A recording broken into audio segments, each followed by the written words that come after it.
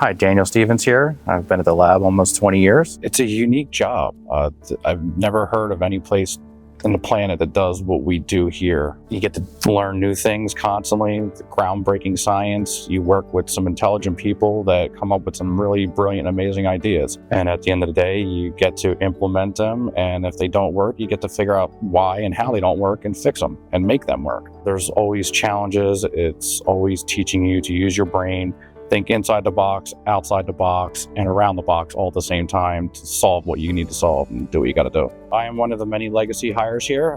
My father worked here before me.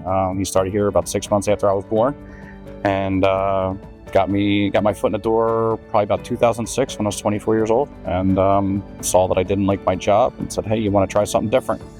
And I've been learning ever since.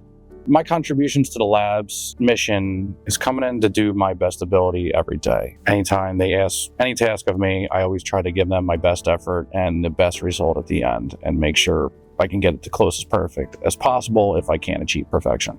We kind of do the impossible. We study the impossible. We take the hottest temperature and the coldest temperature on the planet, and they're within a couple of meters of each other in the same environment. It's pretty incredible.